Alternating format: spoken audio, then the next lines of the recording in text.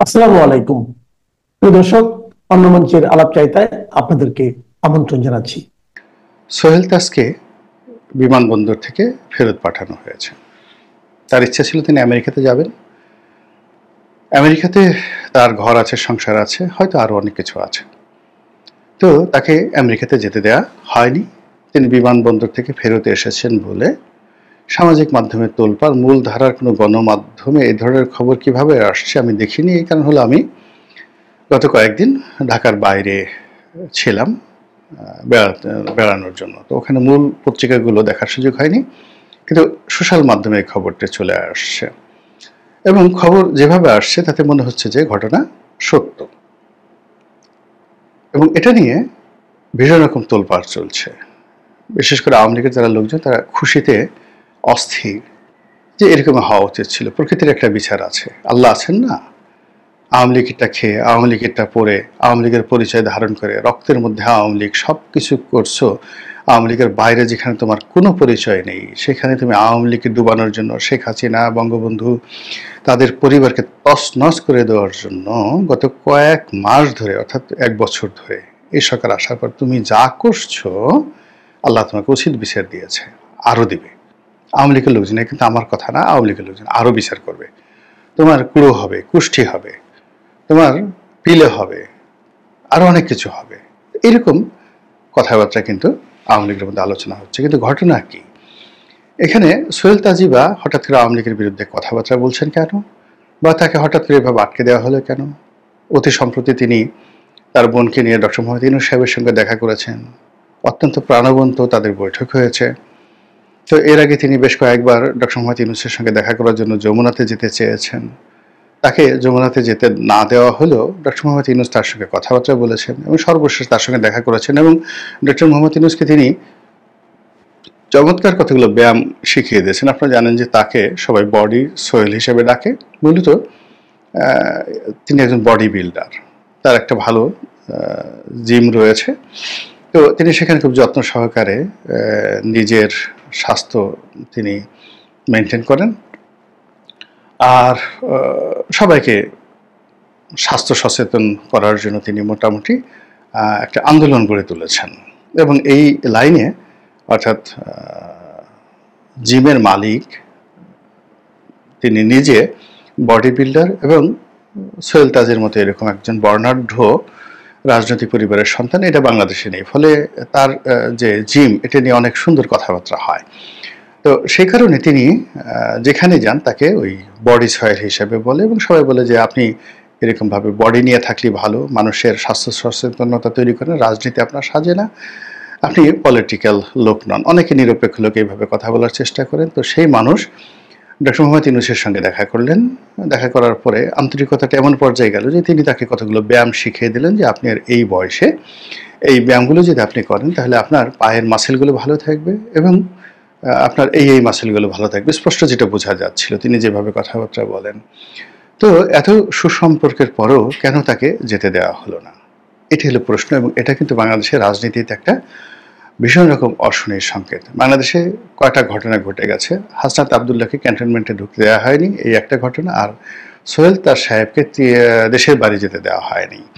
তো সোহেল তাজ সম্পর্কে পরস্পর বিরোধী দুটো বক্তব্য রয়েছে, যেটা সবাই আলোচনা করেছে। সেটা হলো যে উনি স্বরাষ্ট্রমন্ত্রী বা প্রতিমন্ত্রী যখন ছিলেন তখন যে কোনো কারণে তিনি সেখান থেকে চলে গেছেন। এখন তিনি বলছেন তিনি পছন্দ করেননি, অনেক দুর্নীতি, অনেক অনিয়ম এবং অনেক কর্মকাণ্ডের সঙ্গে তিনি সামঞ্জস্য রক্ষা করতে পারেননি, যার জন্য তিনি যেভাবে চলে গেছেন এটা শেখ হাসিনা চাননি। শেখ হাসিনা যে তাকে ভালোবেসে চাননি, নট লাইক দ্যাট। তার একটা উপহার, তাকে মন্ত্রী বানানো হয়েছে, সেই মন্ত্রীটা মুখের উপর ছুঁড়ে ফেলে দিয়ে তিনি চলে যাবেন, এটা শেখ হাসিনার জন্য একটা অপমান ছিল। এই জন্য শেখ হাসিনা প্রাণান্ত চেষ্টা করেছে তাকে ছলে বলে কৌশলে আবার সেই আওয়ামী লীগের মধ্যে আনানো এবং আওয়ামী লীগের ট্যাবলেট খাওয়ানোর জন্য। কিন্তু জনাব সোহেল তাজ একবারে ফাইনালি বলছেন যে আমি আর রাজনীতি করব না। তো আমরা ইতিমধ্যে বেশ কয়েকবার দেখেছি যে উনি গণভবনের সামনে গিয়েছেন, গণভবনের ভিতরে গিয়েছেন। মানে গণভবনের সামনে উনি ভিতরে যাওয়ার জন্য যাননি, সামনে কতগুলো দাবি দেওয়া নিয়ে গেছেন, বিশেষ করে তার পিতার স্বীকৃতি নিয়ে তিনি গেছেন। আবার কখনো তার বোনকে নিয়ে বা তিনি একা শেখ হাসিনার সঙ্গে দেখা করতে গিয়েছেন, এবং আমরা দেখেছি যে শেখ হাসিনা তাকে খুব স্নেহ করেছেন, তাকে জড়িয়ে ধরেছেন একেবারে নিঃসন্তানের মতো, তাকে খাবার খাইয়েছেন। আমরা তখন বুঝেছিলাম যে হয়তো তিনি আবার রাজনীতিতে ফিরে আসবেন, কিন্তু এটা শেখ হাসিনার একটা ডিপ্লোম্যাসি। এই ডিপ্লোম্যাসি শেখ হাসিনা সবার সঙ্গে করেন, কিন্তু তিনি তাকে নেবেন বা পুনর্বাসিত করবেন এটা কখনোই যাকে বলা হয় শেখ হাসিনার মনে ছিল না। এনিওয়ে, এখানে দুটো বিষয় রয়েছে রাজনীতিতে বিটুইন তাজউদ্দিন পরিবার এবং বঙ্গবন্ধু পরিবার। বঙ্গবন্ধু পরিবার মনে করেন যে তাজউদ্দিন সাহেবের জন্য অনেক সমস্যা তৈরি হয়েছে। প্রথম সমস্যা হলো যে মুক্তিযুদ্ধের সময় মূলত তিনটে গ্রুপ খুব স্ট্রং ছিল। তাজউদ্দিন সাহেবের যে গ্রুপটি, এরা মূলত একেবারে রয়ের সরাসরি নির্দেশে চলতেন, তারপরে ইস্টার্ন কমান্ডের নির্দেশে চলতেন, এবং ইন্দিরা গান্ধীর সঙ্গে তাদের 1-to-1 রিলেশন ছিল, এমনকি বেটার দেন বঙ্গবন্ধু। বঙ্গবন্ধুর সঙ্গে কিন্তু ইন্দিরা গান্ধীর 1-to-1 রিলেশন ছিল না, এই রিলেশনটা ছিল তাজউদ্দিন সাহেবের। তো এই গেল একটা গ্রুপ। আরেকটি গ্রুপ ছিল শেখ ফজলুল হক মনির নেতৃত্বে একটা গ্রুপ, এবং সেই গ্রুপের সঙ্গে তুফাইল সাহেব, আমির হোসেন আমু, তারপরে আব্দুর রাজ্জাক সাহেবের মতো লোক ছিলেন, যারা পরবর্তীতে মুজিব বাহিনী নামক একটা স্বতন্ত্র বাহিনী গড়ে তুলেছিলেন। মূলত নেতৃত্বটা যেন আওয়ামী লীগ এবং বঙ্গবন্ধু পরিবারের বাইরে চলে না যায়, এই জন্য একটা বাহিনী, আলাদা একটা মুজিব বাহিনী গড়ে তুলেছিলেন মূলত তাজউদ্দিন সাহেবকে প্রোটেক্ট করার জন্য। এবং তাদের ধারণা হয়েছিল যে তাজউদ্দিন যেভাবে ভারতের সাথে নেগোসিয়েশন করছে, তাতে করে যদি ভবিষ্যতে স্বাধীনতা আসে, তাহলে সেই স্বাধীনতা এবং সার্বভৌমত্ব এক্সক্লুসিভলি বাংলাদেশের হবে না, এটা অনেকটা সিকিম হয়ে থাকতে হবে। এবং যে কথা ছড়িয়ে পড়েছিল যে ভারতের সঙ্গে তাজউদ্দিনের নেতৃত্বে একটা মৈত্রী চুক্তি হয়েছিল, যেটি বঙ্গবন্ধু পরবর্তীতে ছিঁড়ে ফেলেছিলেন। সেখানে পররাষ্ট্র নীতি থেকে মিলিটারি করা রাখা থেকে শুরু করে মানে এরকম অনেক অকথ্য প্রচার আপনি এখনো জামাতের কাছে পাবেন। যে চুক্তিটি হয়েছিল যে এই শর্তে ভারত বাংলাদেশকে সহযোগিতা করছে বা করবে, এবং সেটা তাজউদ্দিনের নেতৃত্বে হয়েছিল। পরবর্তীতে স্বাধীন বাংলাদেশে যখন সেই ব্যাপারে চুক্তি করার জন্য বঙ্গবন্ধুর কাছে সেই খসড়া দেওয়া হয়, বঙ্গবন্ধু সেটা পড়ে তেলে বেগুনে জ্বলে গিয়ে একেবারে ছিঁড়ে ফেলেছিলেন, এবং ওই দিন থেকে তাজউদ্দিন সাহেবের সাথে বঙ্গবন্ধুর সম্পর্ক নষ্ট হয়ে যায়। এটা আমি আওয়ামী লীগের লোক নয়, এটা ওই সময়টিতে যারা মুসলিম লীগের ছিলেন, ইসলামী তাহজিব তমুদ্দিনের ছিলেন, কিন্তু স্বাধীনতার পক্ষের ছিলেন, আমি তাদের মুখ থেকে শুনেছি। অধ্যাপক দেওয়ান মোহাম্মদ আজরফ, শাহেদ আলী, সাংবাদিক অধ্যাপক আব্দুল গফুর, তমুদ্দিন মজলিস, এদের কাছ থেকে আমি এই কথাগুলো শুনেছি। এরা আওয়ামী লীগ করতেন না এবং বঙ্গবন্ধুকে পছন্দ করতেন না। তো যা হোক, এনিওয়ে, তো এটা নিয়ে শুরু হলো। আর দিল্লিতে এবং কলকাতাতে যে লবিস্ট গ্রুপ ছিল, তাজউদ্দিন সাহেবের একটা গ্রুপ আর শেখ ফজলুল হক মনির একটা গ্রুপ। সেই ফজলুল হক একটা মনির যে গ্রুপটি স্বাধীন বাংলাদেশে বঙ্গবন্ধুর ভাগ্নে হওয়ার কারণে তাজউদ্দিনের জীবনকে তিনি তছনছ করে দিয়েছিল, যেভাবে কলকাতাতেও তার জীবন তছনছ করে দিয়েছিলেন। ফলে এই যে শত্রুতা বঙ্গবন্ধু পরিবারের সাথে তাজউদ্দিন পরিবারের যে শত্রুতা, এটা রক্তে মিশে গেছে। থার্ড আরেকটি গ্রুপ ছিল পাকিস্তানপন্থী গ্রুপ। এই গ্রুপে তাহিরউদ্দিন ঠাকুর, খন্দকার মোশতাক, তারা শেষ পর্যন্ত চেষ্টা করেছে যেন পাকিস্তানের সঙ্গে একটা নেগোসিয়েশন হয়, এবং এই চক্রটিও কিন্তু বঙ্গবন্ধুর ক্যাবিনেটে থেকে বঙ্গবন্ধু সরকারকে প্রতিটা মুহূর্তে তছনছ করে দিয়েছে। এবং স্বাধীন বাংলাদেশে তাজউদ্দিনের একটা গ্রুপ, শেখ ফজলুল হক মনির একটা গ্রুপ, আবার ছাত্রলীগ থেকে বের হয়ে জাসুদার একটা গ্রুপ, তারপরে বামপন্থী যে কমরেড মনি সিংয়ের নেতৃত্বে একটা গ্রুপ, সব মিলিয়ে যা কিছু হয়েছে বঙ্গবন্ধু পেরে উঠছিলেন না। এই গেল একটা। দ্বিতীয় যে বিষয়টি হলো, যখন স্বাধীন বাংলাদেশের অর্থমন্ত্রী রূপে তাজউদ্দিন আহমেদ সাহেব দায়িত্ব নিলেন, তিনি আজকের ডক্টর মোহাম্মদ ইউনূসের মতোই বা আজকের অনেক দেখবেন যে যাদের বিরুদ্ধে আপনার অভিযোগ আছে, খুব ভালো একটা ইমেজ আছে, যেমন আসিফ নজরুল, রেজওয়ানা, বা অনেকের সম্পর্কে আমাদের যে ভালো ধারণা আছে, এখন আমরা তাদের সম্পর্কে যেরকম ধারণা পোষণ করছে ক্ষমতা লাভের পর, তার চাইতে খুব খারাপ একটি অবস্থা তৈরি হয়েছিল তাজউদ্দিন সাহেবকে নিয়ে, এবং আমেরিকার সাথে সম্পর্ক নষ্ট করা, তারপরে বিশ্ব ব্যাংকের সাথে সম্পর্ক নষ্ট করা, এই কাজগুলো জনাব তাজউদ্দিন সাহেবের জন্য বাংলাদেশে হয়েছিল। বিশ্বাস করেন, তিনি যখন অর্থমন্ত্রী তখন তার সঙ্গে দেখা করার জন্য বিশ্ব ব্যাংকের প্রেসিডেন্ট বাংলাদেশে এসেছেন এবং তিনি বাইরে বসিয়ে রেখেছেন এবং তাজউদ্দিন সাহেব দেখা করেননি। ইতিহাস। তো এই জিনিসগুলো হয়েছে। পরবর্তীতে যখন বিরোধ প্রবল আকার ধারণ করে তখন তাকে বলা হয় বা তিনি নিজের ইচ্ছায় সেই মন্ত্রিপরিষদ থেকে তিনি পদত্যাগ করেন। কিন্তু পদত্যাগ করার পরে যে বিপদটা হয় সেটা হলো তার যে ভারতীয় লবিস্ট গ্রুপ ছিল বা তার সঙ্গে দিল্লির যে কানেকশন ছিল, তো বঙ্গবন্ধু তাকে স্নেহ করতেন, তাকে মানে প্রতিহিংসা তার প্রতি, বঙ্গবন্ধুর মধ্যে এই প্রতিহিংসাটা কখনো ছিল না, প্রতিহিংসাটা চরিতার্থ করেননি, কিন্তু তাকে উন্মুক্তভাবে খোলামেলা তাকে চলাফেরার সুযোগ দিয়েছিলেন এবং সেই সুযোগটা নিয়ে দিল্লির সঙ্গে তার যে সম্পর্কটা, সেই সম্পর্কটি তিনি এমনভাবে মেনটেন করেছিলেন, ফলে দিল্লি অ্যাবসলিউটলি 1974-75-এ 100% বঙ্গবন্ধু বিরোধী হয়ে যায়, বঙ্গবন্ধু বিরোধী হয়ে যায়। এটা হলো বাস্তবতা।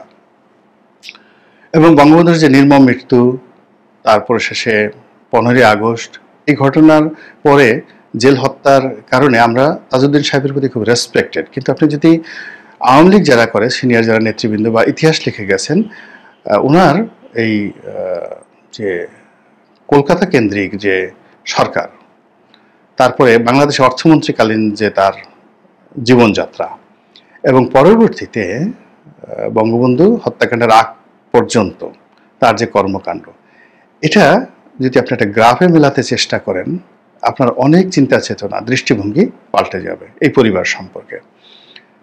কিন্তু পরবর্তীতে যেটা হলো, বঙ্গবন্ধু হত্যাকাণ্ডের পর জহুরা তাজউদ্দিন তিনি এই পার্টির নেতৃত্ব নিলেন, এটা সত্য, এবং এই আওয়ামী লীগকে সুসংগঠিত করার জন্য তার অবদান কেউ অস্বীকার করতে পারবে না। এখন যদি ধরেন আওয়ামী লীগকে সুসংগঠিত করার জন্য কেউ এগিয়ে আসেন, এনিবডি, আপনার তাকে স্বীকৃতি দিতে হবে।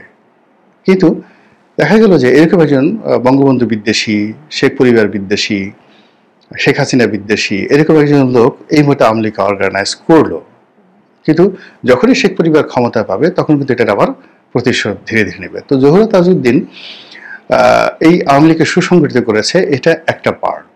তিনি আওয়ামী লীগের সমস্ত নেতাকর্মীর কাছে খুবই শ্রদ্ধাভাজন। কিন্তু যখনই শেখ হাসিনা ফেরত আসছে তখন অতীতে সেই যে পারিবারিক কনফ্লিক্ট, তার সঙ্গে সঙ্গে সামাজিক কনফ্লিক্ট, ব্যক্তিত্বের কনফ্লিক্ট, এই সব মিলিয়ে জহুরা তাজউদ্দিনের সাথে সম্পর্কটা শেষ পর্যন্ত কিন্তু সুন্দর থাকেনি। উনি সেখানে মতিয়া চৌধুরী, তারপরে উনি সাজেদা চৌধুরী, যাদেরকে এগিয়ে নিয়ে আসলেন, এর ফলে জহুরা তাজউদ্দিন ধীরে ধীরে পিছনে পড়ে গেল।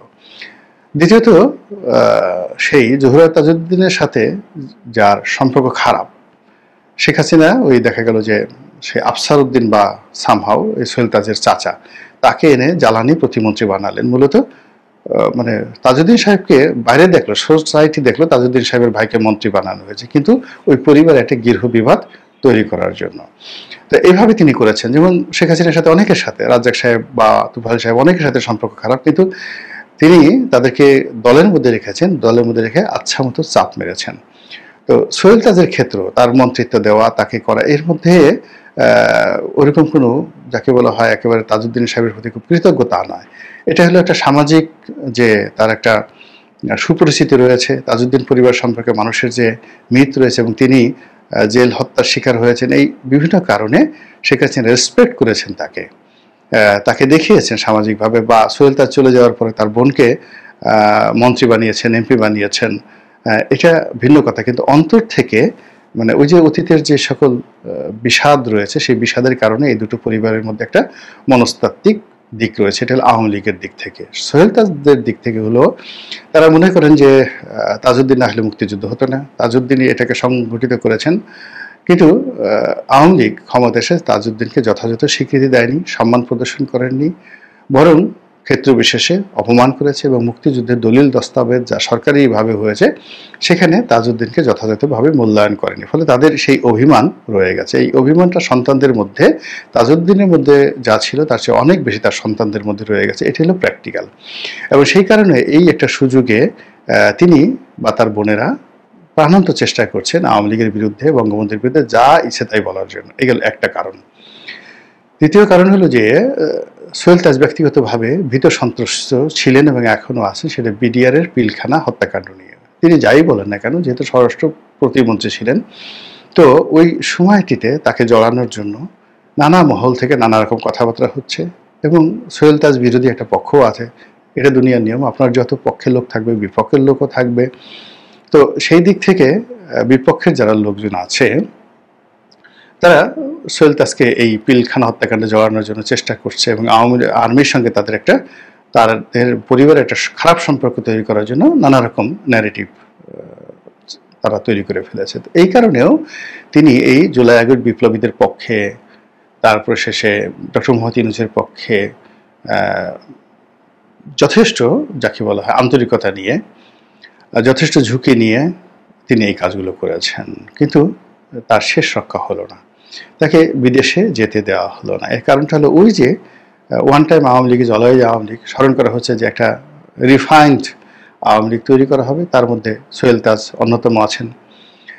দ্বিতীয়ত, যদি যে তদন্ত কমিটি, বিডিআর পিলখানা হত্যাকাণ্ডের তদন্ত কমিটি, সেই তদন্ত কমিটি কাজ করছে, তো সেখানকার রিপোর্টে যদি সোহেল তাজের নাম থাকে এবং সেই সোহেল তাজের নাম থাকার কারণে ক্যান্টনমেন্ট সঙ্গত কারণেই তাকে গ্রিন সিগন্যাল দেবে না বিদেশে যাওয়ার ক্ষেত্রে, এবং ডক্টর মোহাম্মদ ইউনূস চাইলেও তাকে হেল্প করতে পারবেন না, এই কারণে তাকে এয়ারপোর্ট থেকে ফেরত পাঠানো হতে পারে। থার্ডলি হলো যে এই পরিবারের সঙ্গে দিল্লির একটা কানেকশন রয়েছে, অল্টারনেটিভ দিল্লি কানেকশন, শেখ হাসিনার বিকল্প যে দিল্লির কানেকশন, সেটা সোহেল তাজকে কেন্দ্র করে হতে পারে। তো সেক্ষেত্রে দিল্লির সাথে এই কানেকশনের কারণে সরকার তার প্রতি বিরাগ হতে পারে। ডক্টর মোহাম্মদ ইউনূস তার প্রতি ভদ্রতা দেখিয়েছেন, সৌজন্যতা দেখিয়েছেন। ইট ডাজ নট মিন যে তিনি একজন সোহেল তাজ তাকে দিল্লির এজেন্ট বা ভারতের এজেন্ট বা আওয়ামী লীগের এজেন্ট হোয়াট এভার ভেবে এই জিনিসগুলো করতে দেবেন, অথবা তিনি হঠাৎ করে তার সারা জীবনের রাজনীতি, তার রক্ত, তার জন্ম, সব কিছু যার সাথে জড়িত, সেই আওয়ামী লীগের সাথে জড়িত, তার বাইরে গিয়ে তিনি অল্প সময়ের জন্য আওয়ামী বিরোধী হয়ে উঠবেন আর এটা মেনে নেবে, এতটা বোকা ডক্টর মোহাম্মদ ইউনূস নন। এনিওয়ে, যেটা হলো যে তিনি এখন যেতে পারেননি, হয়তো কোর্টে যাবেন, তার যাওয়ার প্রয়োজন হলে তিনি যেতে পারবেন। কিন্তু যে জিনিসটি এখানে একটা ব্যাড সিগন্যাল হয়ে গেল, সোহেল তাজের মতো যারা এই মুহূর্তে ভুল পাল্টাতে চাচ্ছেন, চেষ্টা করছেন, বিএনপির সঙ্গে নেগোসিয়েশন করার চেষ্টা করছেন, জামাতের সঙ্গে নেগোসিয়েশন করার চেষ্টা করছেন, টিকে থাকার জন্য সার্ভাইভ করছেন, আওয়ামী লীগের বিরোধী হয়ে উঠছেন, আওয়ামী লীগের বিপক্ষে কথাবার্তা বলছেন, তাদের সকলের পরিণতি জনাব সোহেল তাজের জন্য যে পরিণতি হলো তার চেয়ে হাজার গুণ বেশি হবে। এর কারণ হলো সবাই তো আর সোহেল তাজ নন, তার একটা নেম আছে, ফেম আছে, পারিবারিক যাকে বলা হয় সুখ্যাতি রয়েছে। সব কিছু সত্ত্বেও তিনি যে বিরূপ পরিস্থিতিতে পড়লেন, তাই যদি হয় তাহলে অন্য যাদের এরকম কোনো পোর্টফোলিও নেই, যারা রাতারাতি এখন আওয়ামী লীগ থেকে বিএনপি সাজার চেষ্টা করছেন, এনসিপি সাজার চেষ্টা করছেন, তাদের অবস্থা কি হতে পারে বলাই বাহুল্য। আল্লাহ আমাদের সবাইকে হেদায়েত দান করুন এবং হেফাজত করুন। আসসালামু আলাইকুম ওয়া রাহমাতুল্লাহি ওয়া বারাকাতুহু।